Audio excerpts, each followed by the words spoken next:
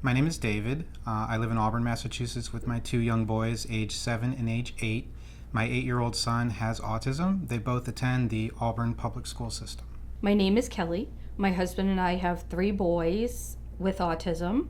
Wayne is 15, Gage is 12, and Joel is 11. My name is Lisa, and I have two daughters. I have an 8-year-old daughter and a 5-year-old daughter. My 8-year-old is diagnosed on the autism spectrum. My name is Heidi. I live in Millbury. I have three children, one adult who is typical, and I have two sons who are on the autism spectrum. I have a almost 16-year-old who has higher functioning autism, who attends the public school in Millbury. And I have another son who's almost 14, who's severely impacted with autism, who attends a private placement at RCS Learning Center in Natick. My name is Erica. I live with my husband and my two sons, Jackson, who's 14, and Connor, who's 17, and has a diagnosis of autism.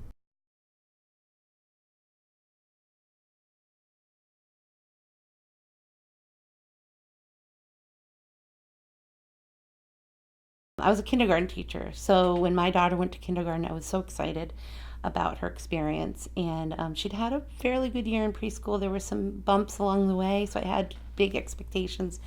And for my daughter, the social experience of kindergarten, the busyness, the loudness, the overstimulation of the classroom was too much for her. And I didn't understand that. But it caused her to have a lot of behaviors, and some of them included kicking her kindergarten teacher, bolting out of the classroom. It was kind of a fight or flight thing. And when she was stopped for running out of the classroom by the principal, she bit the principal. And I mean, the horror for me of being a kindergarten teacher for 10 years before becoming a parent, to have my kindergartner have such a difficult time was heartbreaking.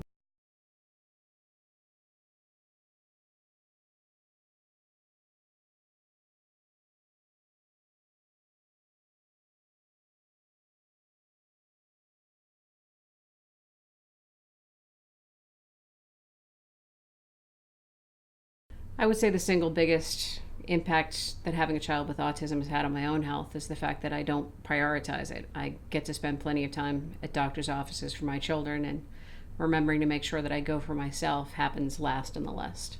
Fortunately, my husband tries to remind me, but sometimes I listen to him, sometimes I don't. I have definitely gained a lot of weight since she was about 2 years old and things became more clear. I haven't had the time or energy to I used to go to the gym. I just don't have time. I can't leave the house.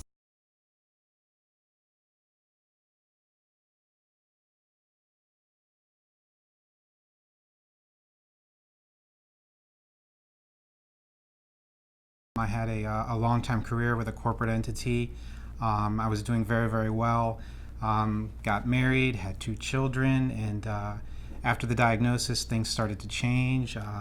My focus was moved towards helping my children, so it became difficult to kind of work two jobs almost.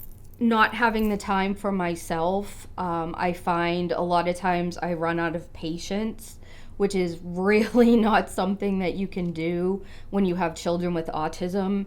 I have been lucky that I've been able to continue doing project-based work, but it has clearly swamped any idea that I might go back to a professional capacity that looked anything like the job I had before I became a parent. Ultimately, I ended up separating from the organization. It was a mutual decision, a hard decision for me. I had nearly 15 years with the company. My life isn't only about autism. My life is about having a career, which I take very seriously.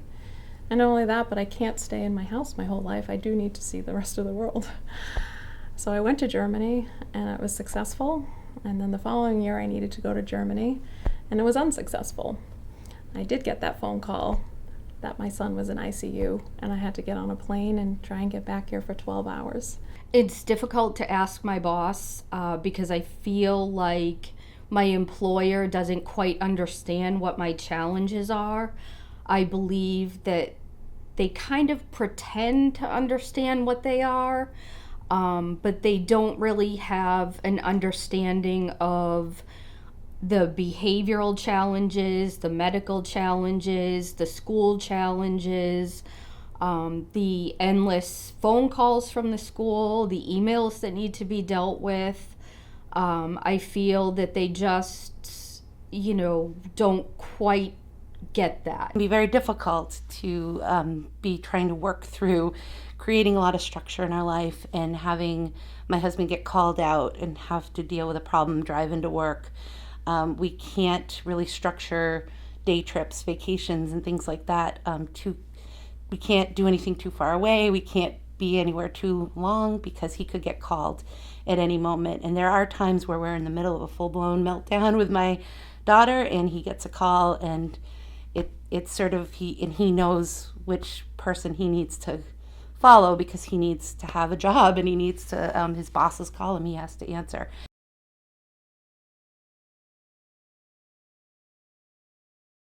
One of the ways employers can help families is by fostering a culture of openness.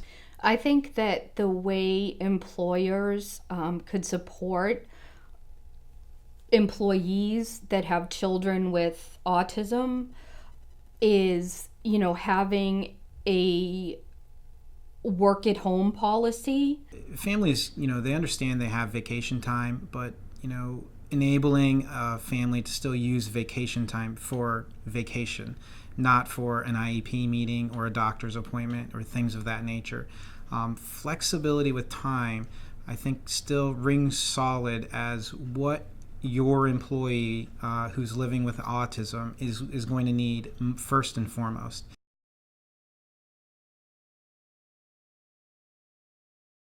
Nobody wants to go and do a job that isn't great. They want to do their very best work. Parents of children with autism have a wide variety of skill sets that they acquire over time.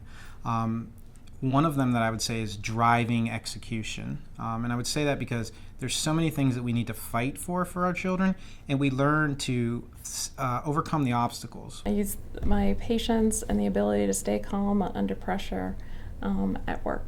Your employees are people, and they have families, and they have lives, and they have struggles, and they have joys, and they love their jobs and they love the work they do and they want to do their best.